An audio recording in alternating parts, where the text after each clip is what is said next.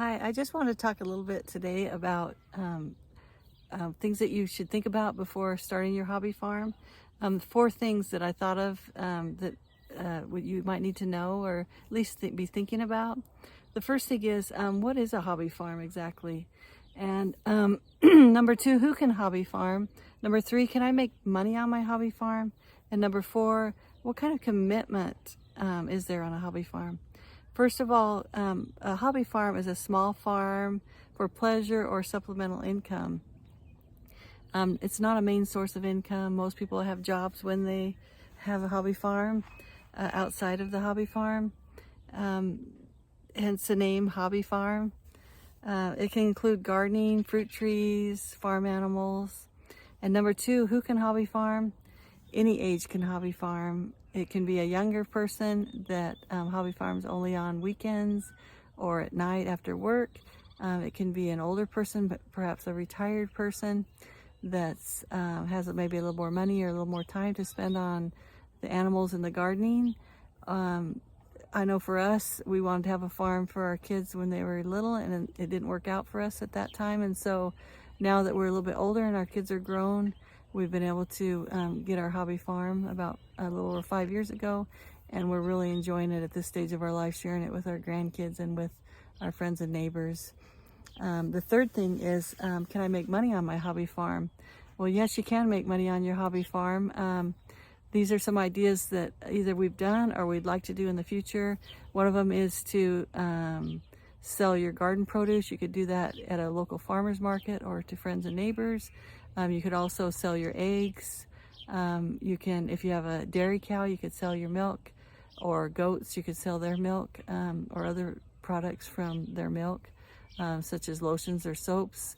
There's a lot of that going on with different things like goats. Also, you can do things like we've done, like a horse camp here, where you make money off of children coming to your camps and learning about horse care and how to ride a horse. If you're a good horse rider, you could also teach lessons on your horse to children or adults. Another thing is we've done here is like a petting zoo, and we've done that with local schools or home schools, groups that have came here to our home. That's another way that you can make some money. Something we've thought about trying in the future is possibly gardening classes, where people can come to your house and see what you've done in your garden, your watering system, how you do grow boxes or open gardens, however that you do it, what you put in the soil. Teach them how to garden in their own homes, even in small spaces, all those kind of things. That would be a way that also you could earn some money on your hobby farm. And there's also other ways that you can learn also, or that you could make some money. The fourth thing is, what kind of commitment does a hobby farm take? Well, of course, it takes a lot of work, and it takes a lot of time, and it does take some money to do that. The first thing would be buying a little piece of land or something that you can have some big gardens and possibly some farm animals. So that's your biggest commitment right from the beginning. Then also there's a commitment money-wise for animals, purchasing animals. They cost money. Horses can be expensive. Sheep a little bit less so.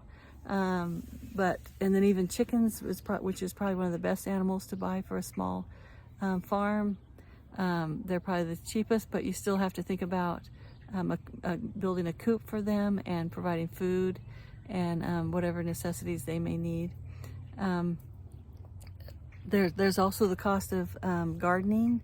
If you build boxes, that costs money for the wood and also for the plants or the seeds and the compost and the different things that you're going to need for your garden. That's a cost that you need to take into consideration. There's also a daily commitment to tending a garden and taking care of animals. Some animals, like horses, have to be fed twice a day. Other animals the same.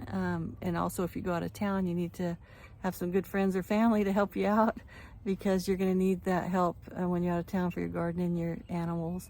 So that's some other things that you might need to consider. Also, there is a time commitment. You have to get up every morning and take care of things, which for us at this stage of life has been wonderful, because it's given us purpose in our life and something that we have going that we really, really enjoy. But remember, even though it's a commitment, there are lots of rewards we found for our mental health, our physical health. We absolutely enjoy it. We love to be outside with our animals and with our garden. We love to share our garden and the produce that we get, whether it's flowers or tomatoes or squash or anything. We love to share that with the people that we love. And so we have found it to be a wonderful adventure, and I hope that you will too.